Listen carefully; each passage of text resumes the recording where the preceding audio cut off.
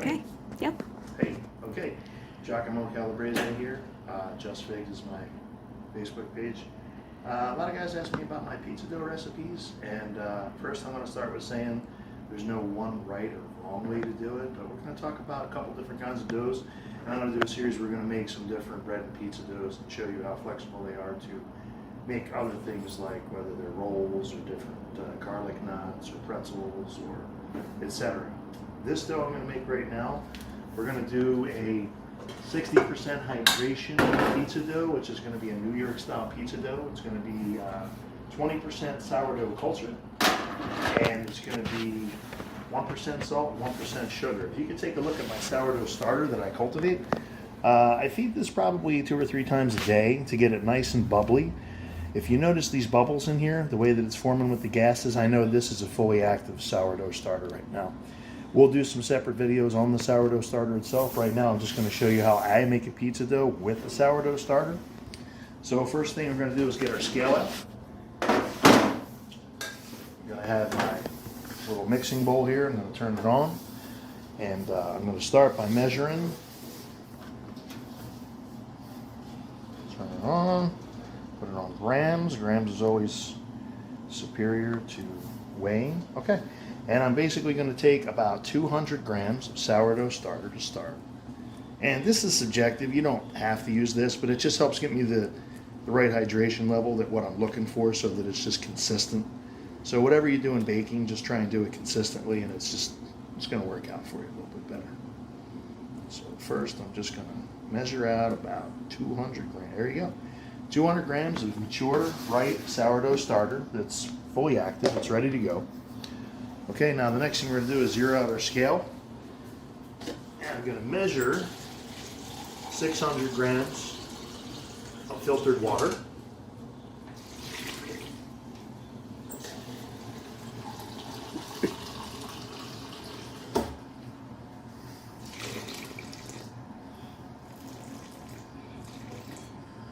I always want to measure everything is more precise when you do by weight. Doesn't have to be exact, but blah, blah, blah, blah, blah, blah. Okay, 600 grams. I'm going to use kosher salt, and I'm going to use sugar. Now for this, I'm going to get somewhere around 1% sugar, 1% salt. This is going to be based on 1,000 grams of high gluten pizza flour. So that means we're going to use 10 grams of sugar and about 10 grams of salt. Okay. That's a typical New York style pizza recipe. 20, we're good to go. Want to take a look at the scale, it's reading 20 grams. Now from here, scale's 20 grams. Okay. Now I'm going to zero it back out. Now at this point, what we're going to do is we're going to measure out 1,000 grams of high gluten pizza flour. High gluten pizza flours. It's made from red hard wheat. It's a harder wheat. It has more protein. It gives it that stronger, chewier, denser consistency when you're making the pizza dough. So it is different from bread flour, but if you have a strong bread flour, you can use that too. Anyway, so first thing we're going to do is we're actually going to measure out about 750 grams, which is 3/4 of your actual high gluten pizza flour. So let me get that started. And the reason for this, I'll tell you in a second as soon as I get this. All right, I got about 750 grams. Put this off to the side. Measure out the other 250 grams separately. We're going to add in there closer to the end. And there you go.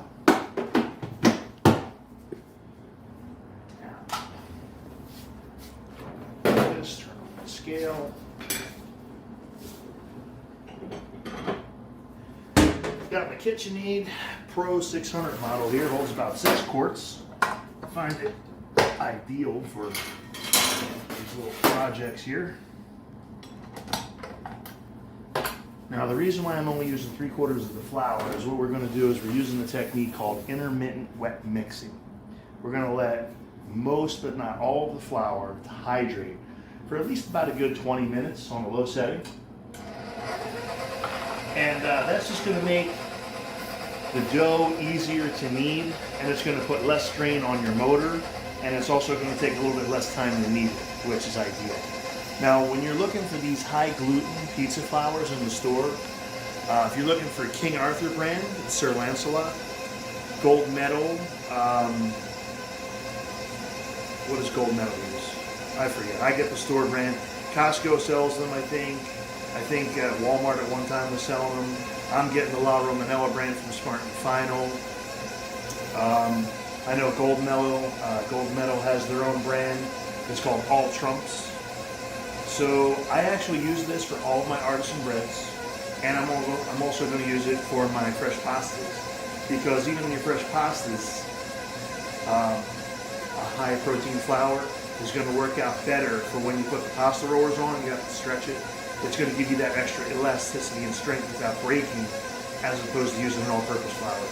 Does that make sense? We're going to go over all this stuff right now. First thing you're going to do is just, if you can take a look at the mixer, we want to just mix all the ingredients initially just for maybe like 2 or 3 minutes until there's no dry spots.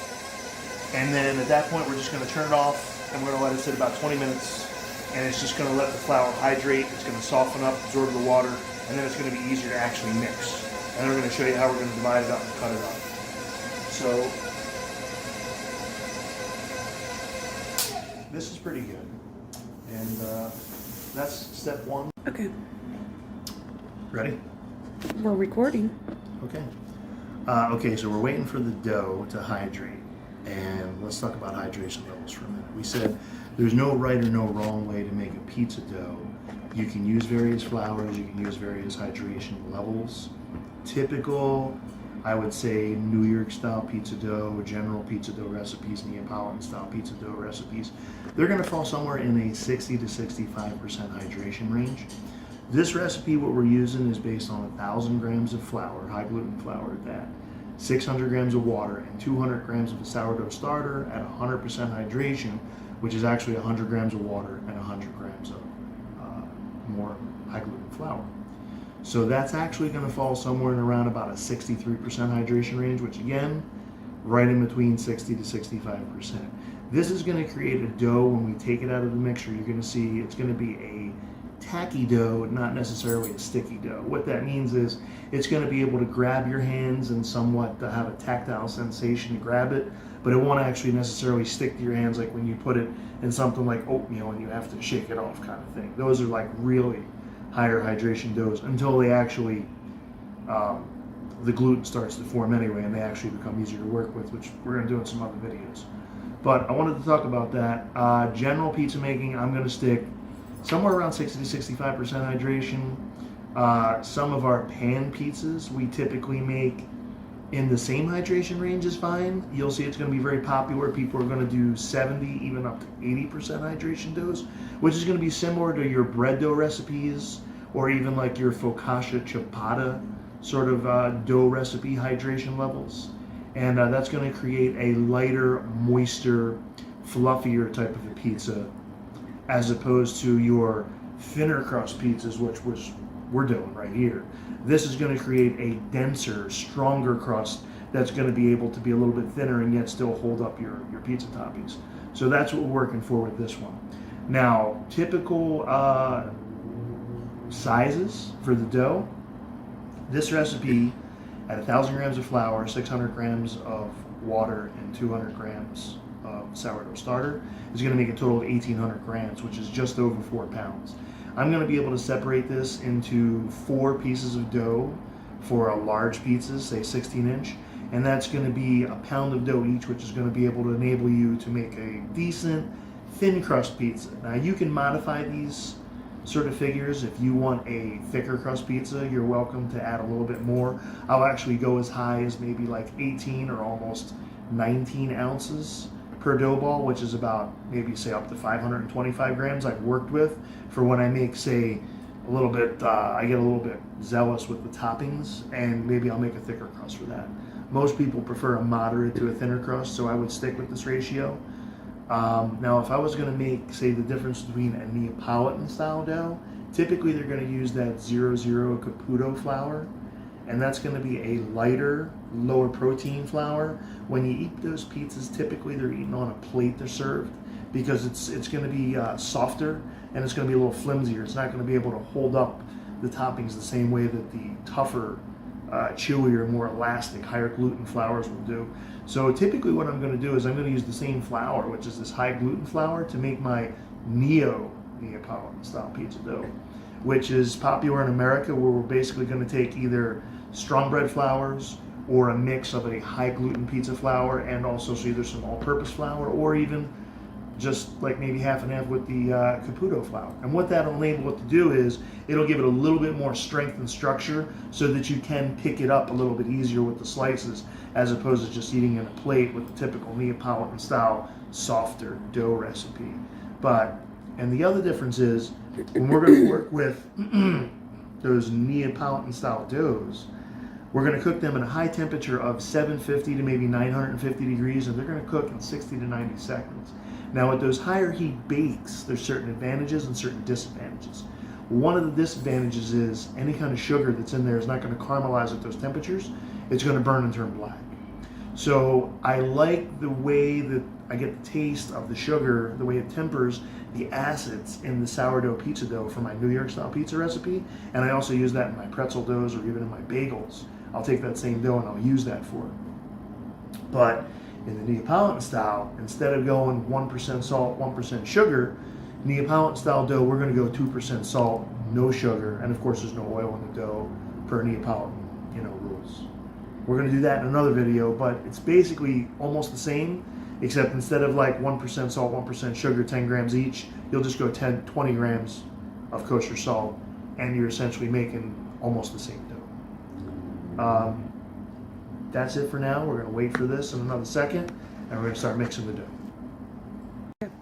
Okay, so these are my containers I'm just going to use. These are 2-quart containers that I'm going to use for the large pizza dough recipes, and I separate them from my my little artisan sort of dough trays that I use for my Neapolitan ones, just so that I know in case one has the sugar in it and one doesn't for the high heat bakes. I don't add oil in my doughs per se, but I do give them a splash in the container just to grease them so that the dough balls don't stick to these containers, and it just takes a really small amount to do this. By the way, we're going to clean everything as far as our countertop, mixers, all of our working areas all the time right before we're going to use this stuff, so we don't want you to think that we're just working on a dirty work surface here. Now, let's say that I'm going to make, say, actually, this is going to make 4, I'm sorry. This is going to make 4 1-pound pieces of dough ball for this 1,800 gram recipe. Now, if I know I'm going to make pizza ahead of time, instead of having all these individual containers, I'll just take a 4-quart container like this, like I just did yesterday, and I'll just throw the whole dough ball like right in there. And this is what I just know I'm going to put off to the side to make my sourdough pretzels. Okay. Okay, we're back. So we talked about that intermittent wet mixing idea thing. That's basically where we're going to take these stronger, lower hydration flours, and we're going to partially hydrate them for an autolyse. So I took 75% of the flour, we said 750 grams of the flour, along with the 600 grams of water. And that sat for about 20 minutes or more. So this way what's going to happen is not only does it work the motor less, but the flour is softer, and it's more elastic, and it's easier to work the gluten in the flour. A couple other things that I have here as far as tools. Bench scraper for cutting the dough and also scraping off your work area. I'm also going to use in the automotive section. I get like a little funnel here so that I can funnel in the flour without making a mess a little bit at a time. And we're going to get started here and turn this on. Now, I'm going to let this go for about maybe 3 or 4 minutes before we start slowly incorporating the rest of the flour. And the reason why we do this is if you put all this flour in at one time, you're going to get a harder, stiffer ball that's going to be really difficult to continue mixing properly to work the gluten, and it's going to kind of be over at that point. So we want to gradually take a look at this flour in here. And as you can see how smooth and elastic and how pliable that it is, that we're working this stiffer high gluten flour for a few minutes here, it's getting like a nice sort of a stretch. Give that a couple minutes. We're going to gradually introduce the rest of this flour. We're going to cut this up into pieces. We're going to put that away. And that's going to cover our New York style pizza dough recipe, how to make that. And then on baking day, we're going to take that back out and we're going to show you what it's like when we use it. But let's just finish up what we're doing right here before we get ahead of ourselves. And what else didn't we cover? Any questions? Anything? Let's talk about the sourdough pizza making in general. The reason why we use a sourdough culture is for the flavor. If you're going to use instant yeast in your baked goods, it's a sort of a, I don't want to say GMO, but I guess it is genetically modified sort of a product there, where it's stripped of the natural lactobacilli that gives the natural yeast its flavor. When you just use instant yeast, then it gives a stronger, more consistent rise. That a lot of people will add a pinch of instant yeast into this pizza. Pizza's typically a flatbread. It doesn't need like a super high rise, so I don't use any in my flatbreads like pizzas and pretzels, but a lot of people will make a hybrid dough or they will add in some. But I will say also, the leavening agent, which is the puff part of the yeast, seems to mature and prove faster than the flavor development or the lactobacilli that's created. So it's very common when you're going to do sourdough baking to extract more flavor from your dough. We use a process called retardation, where we're basically going to take the dough, it's going to be moderately just oak proof, and then it's going to go in the refrigerator. The leavening agent is going to be suppressed, almost like put to sleep in a sense, where the lactobacilli, that is the bacteria that's excreting acids in the dough, which creates the the flavor, that's going to continue to develop, which is going to give us that stronger, what some people deem sour flavor. And let me get into that. There's two types of acids in sourdough. There's lactic acid and there's acetic acid. Typically, it's been my experience when I proof doughs at higher temperatures, I get more of that sharper acetic acid, as opposed to when I refrigerate or retard my doughs, I get that smoother, sweeter sort of lactic acid that's really built up at the cooler temperatures. Different people will argue this. I'm not going to get into it right now, but I've made a lot of pizzas over the last 12 years, and I can tell you from experience, this is a good way to go. Alright, so at this point, it's been going a couple minutes. I'm gradually going to start incorporating a little bit of the flour slowly, just to let that flour sort of hydrate a little bit at a time. And this process is going to take maybe, 3 to 5 minutes. And then at that point, it's going to be mixed and done. We'll put it on a floured surface and we're going to cut it up and we're going to put it away. Typically, the sourdough pizza dough recipe in general, I find you want to wait a minimum of 48 hours, like 2 days, to use this dough. Tonight's Wednesday night, I get off work. I'm going to use this on Friday afternoon. That'll be okay. But you can typically use this anywhere from maybe 2 to 6 days. I find after about a week, the dough itself, maybe from the acids that are formed in there, it's going to have a tendency of losing a little bit of the elasticity, where you're going to have problems with it as far as stretching it, making pizzas, and I'm going to find that I'm going to start ripping holes in the dough after about a week. So typically, anything that I don't use, like say over a week, I just take that remainder of that dough, and it's perfect for just making sourdough pretzels with. Or technically, you could even use bagels with the same dough. So again, add a little bit at a time. Let that get absorbed and mixed. And we don't have long that's left, so we'll just continue running the tape here. See if we can get this going. And What? how long did we let that sit in there before we turned it back on and started adding We this? said 20 minutes that it 20 minutes? pre-soaked. Okay. It's called the autolyze phase. We're only going to use 75% of the flour. The other 750 is in there now, 750 grams. 250 grams is what we're putting in at the end, because as you can see, get a look at the dough. It's starting to firm up at this point because it's getting drier. The hydration level is dropping and it's becoming more of a solid. So it's going to be a little bit increasingly difficult to work the gluten at this point and these lower hydration doughs. Now when I say lower hydration doughs, anything like less than 65% is generally easier to work with a mixer. I find that any dough that's about 65% or higher hydration dough, I can generally do by hand if I want to, and a lot of my artisan breads, which we're going to do soon, those are pretty much all done by hand because there's certain advantages to not over mixing the doughs. Alright, so we're just finishing this up. We got the rest of the flour in there. We're just going to let that absorb until it gets to be like a nice sort of a smooth dough, and then that's going to be ready to turn it.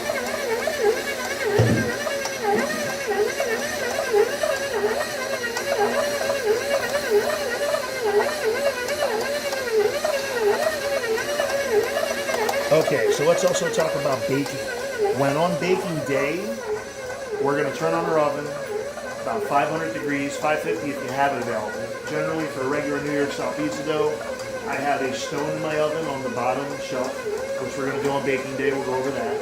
500 degrees, we're going to turn it on. And I'm going to turn it on about an hour and a half before we're going to make pizzas. At the same time, we're going to take the dough balls out and pop the lids. And we're going to let that warm up to come up to temperature.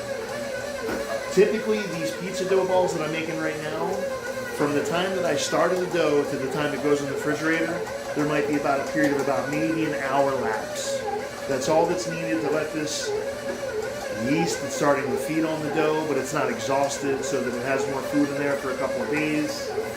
And we're not looking for this to get super risen here like right now. Alright, we're almost done, so let's get some flour.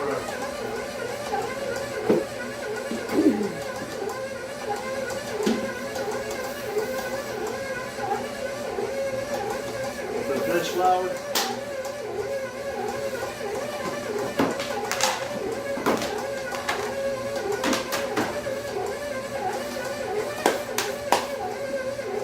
It's almost done. You can tell when the dough is pulling away from the bowl cleanly.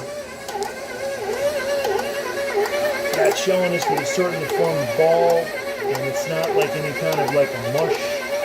It looks like it's like a smoother dough at this point. Some of the gluten is relaxed. It's also been a little stretched. It's been worked. It's coming together nicely. I'm going to show you when it comes out what we mean by a tacky dough as opposed to a sticky dough. Some of this is by feel.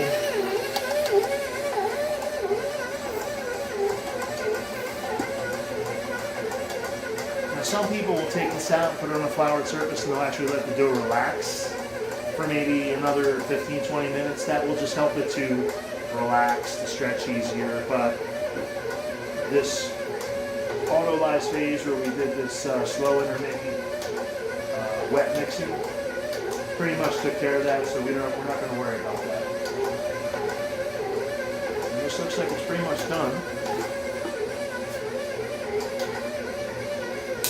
We started this dough at about 8:30. We turned off the mixer, and it's about 9 o'clock now. So this is not taking very long to mix.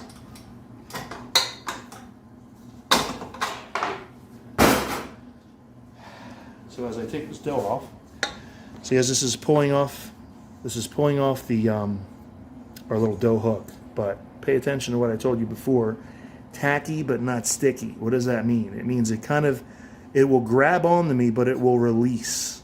Okay, that's the texture we're looking for this New York style pizza dough recipe here, which is very easy to work with. Dump it out on the floured surface. Right away, you want to wet this, and don't let this dry out on you with the flour. It's a pain in the butt to clean. So just let everything that you work with soak, so that this just becomes like a much easier project. And I also recommend getting one of these little $3 or $4 dough scrapers. This will scrape and bend. It'll contour to the inside shape of your bowl, so I can scrape this right out within a minute or two from now, and that's going to be easy to clean. All right, so dry my hands off here. All right, floured surface. So turn this over on itself just so that it doesn't stick to the table. It's easy to work with. And that's it. Turn on our scale. Now we said we're working with approximately 1,800 grams of dough. So I can make, say, 450 gram dough balls here, and that should be pretty close to the entire amount. We actually have about 20 grams in the salt and the sugar, so there's actually going to be a little bit extra here. So we're gonna, okay, so let's start making a cut here with our bench scraper. Throw it on our scale, and it's a little bit over 450, 444, 6, 48. It's right about 450. And then at this point, all I'm going to do is I'm going to just shape it into a ball by folding it into itself by using my palms and just sort of working it in on itself. So what this is do is we're going to stretch this dough ball. And a lot of people don't realize when you work with the dough ball, there is like a smooth side and a rough side. The bottom side that's sitting flat on the ground is actually what they consider the rough side.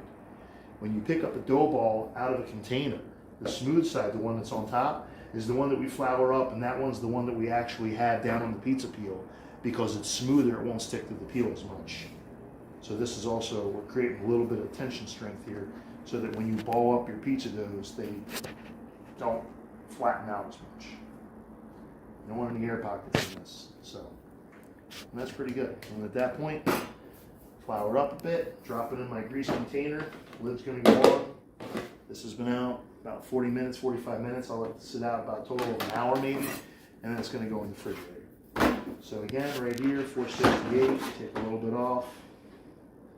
436, 452, take just a bit off. And this is good. So this is about just over a pound of dough. And this is going to be good for 16-inch thin crust, more or less. Yeah. Now there's a trick to handling some of these doughs. This is a lower hydration dough, which is a drier dough. Typically, if you flour your surface and work with dry surface areas for drier doughs, it doesn't stick as much. It's the same thing that I would say use the opposite for, say, a higher hydration dough or a wet dough. I'll typically oil the work surface or like even oil my hands, and the dough won't stick. Wet doesn't stick to wet, dry doesn't stick to dry.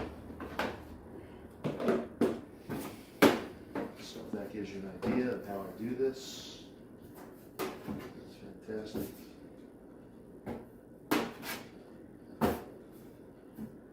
It's just a little bit too much. Spending money. In on itself.